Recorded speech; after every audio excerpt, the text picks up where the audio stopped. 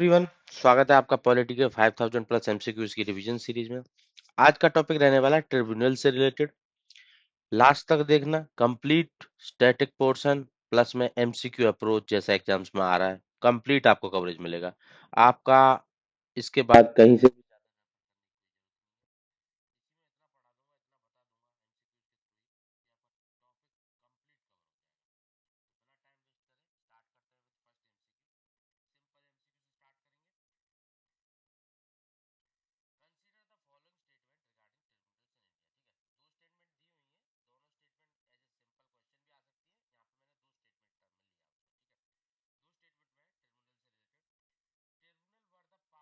Original constitution.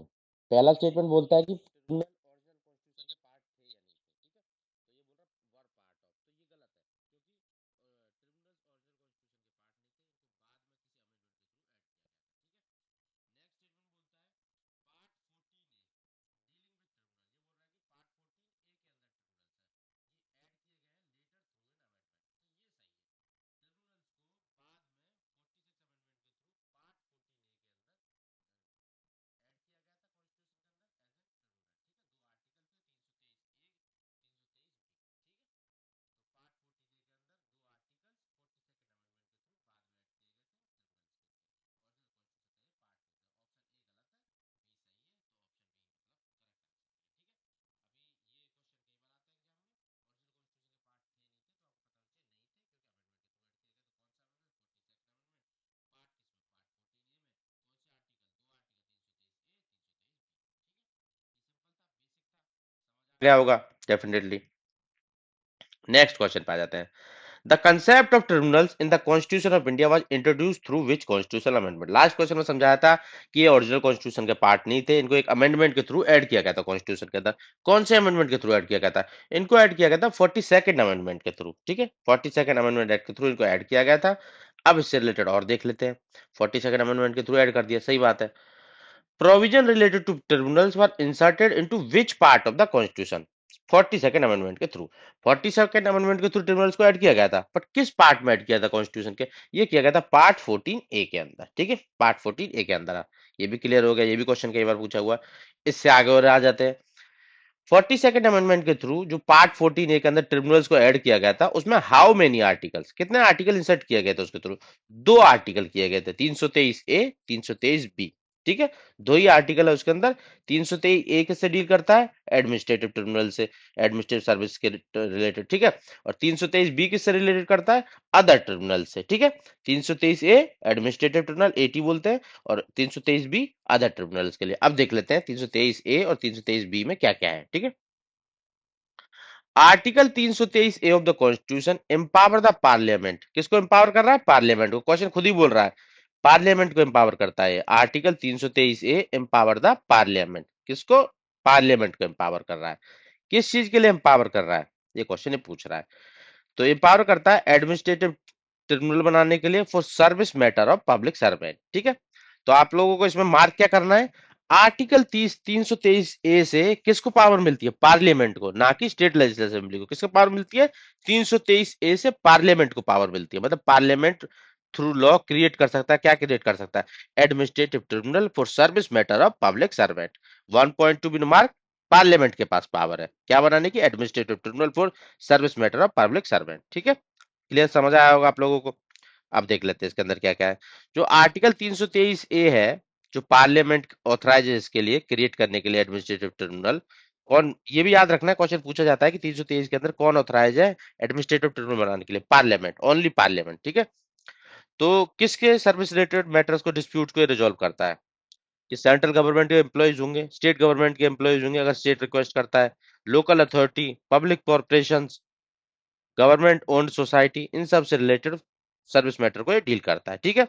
तो इसके लिए इसके पास पावर होती है पार्लियामेंट के पास कि एक सेंटर पे ट्रिब्यूनल बना सकता है, और अदर स्टेट के लिए भी एक ट्रिब्यूनल बना सकता है, ठीक है। एक एक सारे स्टेट के लिए, और अगर स्टेट दो साथ में रिक्वेस्ट कर रहे हैं कि हमें एक कॉमन ट्रिब्यूनल चाहिए, तो उनके लिए भी बना सकता है, ठीक है। 323A के अंदर आता है। पावर किसके पास है? पार्लियामेंट के पास। क्या बनाने की? सेंट्रल एडमिनिस्ट्रेटिव ट्रिब्यूनल प्लस में वेरियस अदर स्टेट ट्रिब्यूनल बनाने की, ठीक है। और किस किस की? Government job, central government, state government, local authority, public corporation, government on society, ठीक है। और जो 323B के अंदर आता है, वहां पे पावर भी दोनों के पास है, पार्लियामेंट के पास है और स्टेट के पास है, ठीक है। और ट्रिब्यूनल जैसे लैंड टैक्स, लेबर वगैरह इन सबसे डील करता है, ठीक है। 320 बी के बारे में बाद में बात करेंगे, अभी 323 ए पे चल रहा है, ठीक है। Under Article 323A of the Constitution, who has the exclusive authority to establish administrative tribunal? 323 के अंदर एडमिनिस्ट्रेटिव ट्रिब्यूनल बनाने की अथॉरिटी किसके पास है एक्सक्लूसिवली? ये है पार्लियामेंट के पास, ठीक है। क्योंकि इस एक्ट के थ्रू इसको ये पावर दी हुई है, तो 323 के अंदर प्रॉपर लिखा हुआ है कि पार्लियामेंट के पास पावर है एडमिनिस्ट्रेटिव ट्रिब्यूनल बनाने की, ठीक है। और किससे रिलेटेड बनाएगा, किस सर्विस मैटर से रिलेटेड बनाएगा? सेंट्रल गवर्नमेंट, स्टेट गवर्नमेंट अगर रिक्वेस्ट करता है तो उनके लिए बना देगा, local body, public corporation. State legislature यहाँ पे नहीं कर सकता, ठीक है। स्टेट लेजिस्लेचर के पास पावर कहाँ है? 330 बी में जाके है।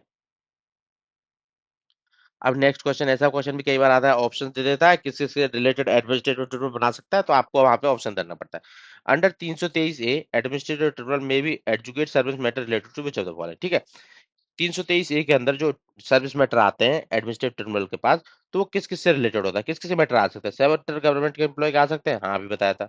स्टेट गवर्नमेंट के एम्प्लॉय आ सकते हैं, बताया था। लोकल बॉडी के एम्प्लॉय आ सकते हैं, बताया था। एम्प्लॉय पब्लिक कॉर्पोरेशन आ सकते हैं, बताइए, ये भी बताया था मैं आप लोगों को। तो चारों क्यों आ सकते हैं? तो इसके अंदर एडमिनिस्ट्रेटिव चारों के लिए बनता है, ठीक है। तो चार ऑप्शन करेक्ट है।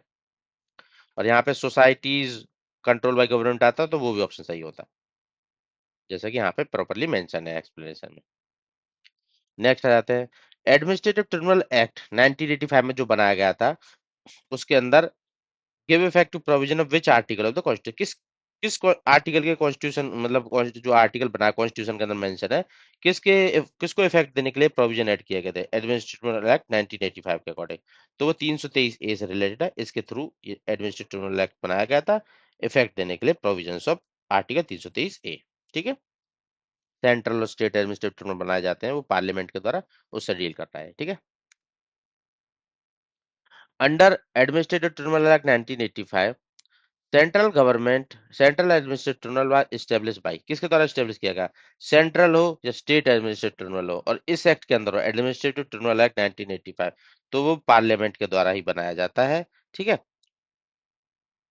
पार्लियामेंट मतलब उसके पास पार्लियामेंट के पास पावर है, पार्लियामेंट ने एडमिनिस्ट्रेटिव ट्रिब्यूनल एक्ट एस्टेब्लिश किया, ठीक है। बट जो ये बनाया जाता है, ये प्रेसिडेंट के द्वारा नोटिफिकेशन के द्वारा बनाया जाता है, ठीक है। मतलब ये पावर प्रेसिडेंट को दे दी गई कि आप नोटिफिकेशन के थ्रू सेंट्रल एडमिनिस्ट्रेटिव ट्रिब्यूनल बना सकते हो, ठीक है। जैसे एक्सप्लेनेशन में आपको समझा देता हूँ, एक्ट ने एम्पावर किया सेंट्रल गवर्नमेंट को, सेंट्रल गवर्नमेंट मतलब प्रेसिडेंट को, तो president establish CAT not by notification not by another act, मतलब ऑलरेडी जो एक्ट था एडमिनिस्ट्रेटिव ट्रिब्यूनल एक्ट, तो पार्लियामेंट ने बना ही दिया, ठीक है। एक्ट बना दिया, अब एक्ट के थ्रू ये सीएटी और ये सब बनाने थे, सीएटी एसएटी, तो ये पावर प्रेसिडेंट को मिल गई, बाय नोटिफिकेशन प्रेसिडेंट इशू कर सकता है, ठीक है, सर्विस मैटर के लिए। Which of the following services are excluded from the jurisdiction of administrative tribunal under the Act 1985? इन चारों में से कौन सी सर्विस एडमिनिस्ट्रेटिव ट्रिब्यूनल के सर्विस मैटर के अंदर नहीं आएगी, एक्सक्लूड कर दिया गया उसको? आर्म फोर्सेस की सर्विस, हाँ ये इसके अंदर नहीं आएगी, ठीक है। सेकंड, सुप्रीम कोर्ट के एम्प्लॉय की, ये भी इसके अंदर नहीं आएंगे, इनके लिए भी सेपरेट होगा। आरबीआई के एम्प्लॉय, ये भी इसके अंदर नहीं आएंगे। मिनिस्ट्री स्टाफ ऑफ पार्लियामेंट, ये भी इसके अंदर नहीं आएंगे। इन चारों से रिलेटेड ये एडमिनिस्ट्रेटिव ट्रिब्यूनल डील नहीं कर सकता, तो इनको एक्सक्लूड किया गया है, ये अलग आते हैं, इनके लिए अलग से ट्रिब्यूनल बनते हैं, ठीक है। सुप्रीम कोर्ट हो, आर्म फोर्सेस हो, पार्लियामेंट के मेंबर हो, तो ये सब उसकी एम्बेड में नहीं आते एडमिनिस्ट्रेटिव ट्रिब्यूनल की। As per the Administrative Tribunal Act 1985, the member of CAT, Central Administrative Tribunal के मेंबर कौन कौन होते हैं, ठीक है। क्या कौन कौन से इंक्लूड होते हैं? जो मेंबर होते हैं एडमिनिस्ट्रेटिव ट्रिब्यूनल के, सेंट्रल एडमिनिस्ट्रेटिव ट्रिब्यूनल के, तो उसके मेंबर कौन कौन हो सकते हैं? उसके मेंबर आधे मेंबर जुडिशियल होते हैं, आधे एडमिनिस्ट्रेटिव मेंबर होते हैं, ठीक है। 50-50% होता है इनका रेशियो, तो जुडिशियल प्लस में एडमिनिस्ट्रेटिव दोनों तरह के मेंबर होते हैं। Which of the following are excluded from the jurisdiction? फिर से पूछ लिया, इनके किस पे इसका जुरिडिक्शन नहीं चलता कैट का, एडमिनिस्ट्रेटिव ट्रिब्यूनल एक्ट 1985 के अंदर? आर्म फोर्स के मेंबर पर नहीं चलेगा। Civilian employee working in the defence system, अब देखो ये मैंने इसलिए ऐड किया क्योंकि पहले ही क्वेश्चन ऑलरेडी करा चुका हूँ, ये एम्प्लॉय सुप्रीम कोर्ट पे भी नहीं चलेगा, स्टाफ ऑफ पार्लियामेंट पे भी नहीं चलेगा, ये एडमिनिस्ट्रेटिव ट्रिब्यूनल एक्ट का सर्विस मैटर में कैट का जुरिडिक्शन। बट जो सिविलियन रहते हैं ना डिफेंस वाले एरिया में, सिविलियन एम्प्लॉय, मतलब एम्प्लॉय तो सिविलियन है, चाहे वो डिफेंस स्टेब्लिश के अंदर काम कर रहा है, तो वहां पे चलेगा, तो इसलिए बी ऑप्शन नहीं होगा, ये इसको एक्सक्लूड नहीं करेंगे। बाकी तीनों एक्सक्लूडेड है, supreme court, arm forces, staff of parliament, but जो आर्म फोर्सेस के अंदर सिविलियन एम्प्लॉय रहेंगे ना, उन पे ये कैट लगेगा, ठीक है। या इसलिए मैंने दोबारा से क्वेश्चन ऐड किया है। As per the latest terminal reform and appointment rules, minimum age requirement for person to be appointed member of CAT, मतलब CAT का मेंबर बनने के लिए मिनिमम इतने साल का एक्सपीरियंस आपको होना चाहिए, मतलब इतने साल की एज आपकी होनी होनी चाहिए, उसके बाद ही आप कैट के मेंबर बन सकते हो, ठीक है। तो वो एज लिमिट अभी नया रिफॉर्म चेंज किया गया है, तो 50 साल कर दी गई है। 50 साल को आपका होने पड़ेगा, तभी आप उसके मेंबर बन सकते हो। मेंबर भी है, चेयरमैन के लिए मिनिमम नहीं 50 साल है, ठीक है। वो जुडिशियल मेंबर हो या एडमिनिस्ट्रेटिव मेंबर हो, कोई सा भी मेंबर हो, 50 साल का उसका एज होना ही चाहिए। लेटेस्ट क्रिमिनल रिफॉर्म एक्ट के अकॉर्डिंग, सुप्रीम कोर्ट की डायरेक्शन के अकॉर्डिंग, मैक्सिमम रिटायरमेंट एज क्या, चेयरपर्सन मेंबर की, ठीक है, सीएटी के, मतलब रिटायरमेंट एज भी अलग अलग है इन दोनों की, ठीक है। चेयरपर्सन की अलग होगी, मेंबर की अलग होगी।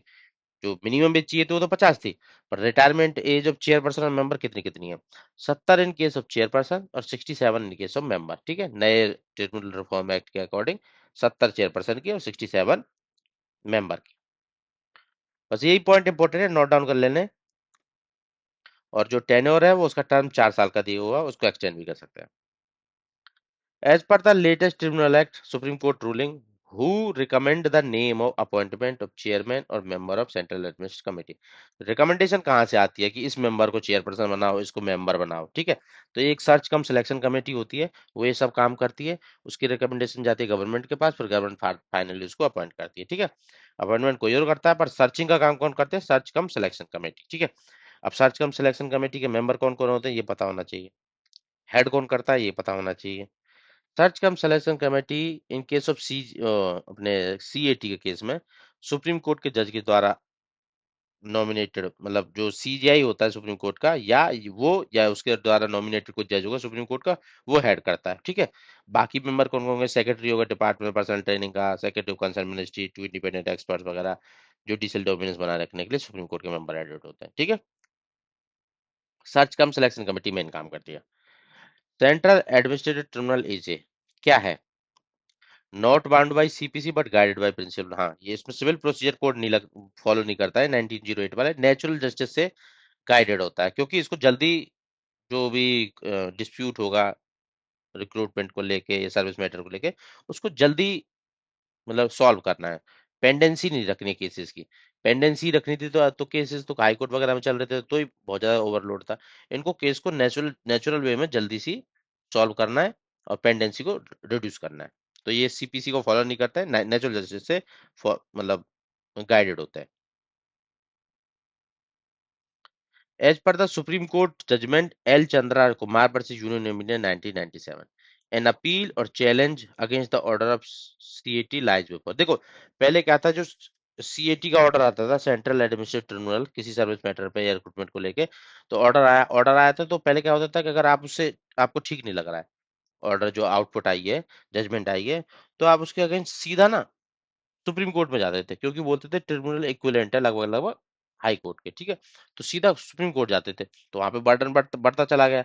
तो बाद में एक जजमेंट आई L Chandra Kumar versus Union of India, कि सुप्रीम कोर्ट ने बोला उसमें कि ये हाई कोर्ट की एक तरीके से पावर को कम कर रहा है, पावर को कम कर रहा है।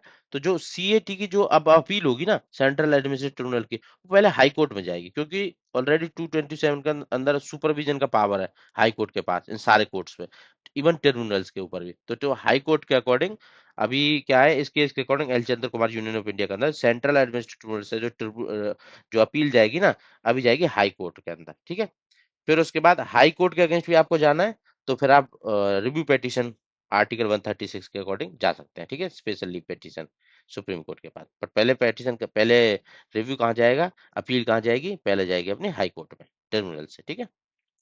अब आ जाता है स्टेट एडमिनिस्ट्रेटिव ट्रिब्यूनल 1985, ये किस द्वारा स्टेब्लिश किया जाता है। अब देखो इसके पास पावर भी पार्लियामेंट के पास ही थी, पार्लियामेंट के पास 1985 के एक्ट के अकॉर्डिंग सीएटी भी बना सकता था, हर स्टेट के लिए एक एसएटी बना सकता था, या एक से दो ज्यादा स्टेट के लिए एक एसएटी बना सकता था। तो ये पावर भी किसके पास है, पार्लियामेंट के पास, ठीक है, पार्लियामेंट के पास इस एक्ट के अकॉर्डिंग। बट पार्लियामेंट ने पावर किसको दे दी है बाद में, सेंट्रल गवर्नमेंट को, ठीक है। तो सेंट्रल गवर्नमेंट के द्वारा किया जाता है on the request of state government, ठीक है। मतलब मेन क्या है कि सेंट्रल गवर्नमेंट कर रही है, स्टेट गवर्नमेंट कर रही है, मेन चीज वो है, ठीक है। SAT is not created by state government, it is established only by central government, ठीक है। बट और रिक्वेस्ट पे, जैसे कि मैं बताया था central government employee, state government employee वगैरह बताया था ना, जुरिसडिक्शन में बताया था, तो वहां पे लिखा हुआ था on the request only. Search cum selection committee recommending appointment to the state administrative tribunal is chaired by, जो स्टेट एडमिनिस्ट्रेटिव ट्रिब्यूनल के लिए जो सर्च कम कमेटी बनती है, सर्च कम सिलेक्शन कमेटी बनती है, तो उसको कौन चेयर करता है? तो सीएटी के केस में कौन कर रहा था? सेंट्रल एडमिनिस्ट्रेटिव ट्रिब्यूनल के केस में कौन कर रहा था? वहां का सीजीआई, सुप्रीम कोर्ट का। इसमें कौन करेगा? स्टेट वाले में चीफ जस्टिस ऑफ सनसाइन हाई कोर्ट, और या उसका नेम ही नहीं।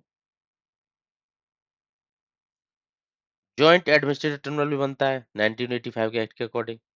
ये तो इसको भी कौन बनाता है? Central government on the request of two और मोर स्टेट गवर्नमेंट, ठीक है। C option with the correct answer. ये जो एक्ट है ना, एडमिनिस्ट्रेटिव ट्रिब्यूनल एक्ट, ये पार्लियामेंट के द्वारा बनाया गया है।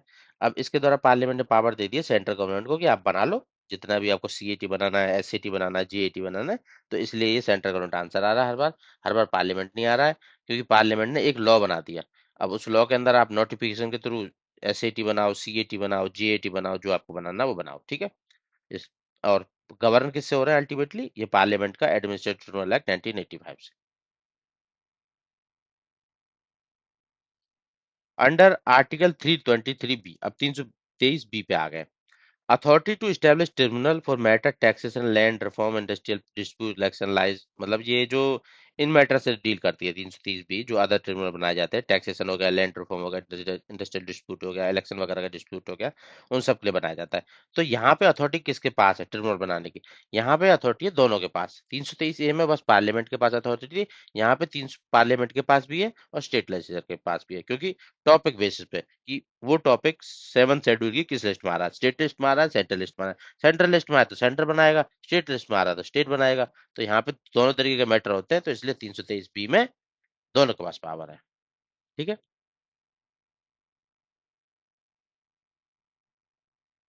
एक क्वेश्चन है, कई बार आया हुआ है ये, इसलिए मैंने लास्ट में ऐड किया है। ये 323 बी कंप्लीट हो गया आपका। उसमें ही एक एक टॉपिक है, जो रेंट वाला था ना, उसका रेगुलेशन कंट्रोल जो ऐड किया था मैंने यहाँ पे, रेंट वाला, ये land rent and tenancy right, इसको एक अमेंडमेंट के थ्रू ऐड किया गया था 323 बी के अंदर। तो वो अमेंडमेंट कौन सा था?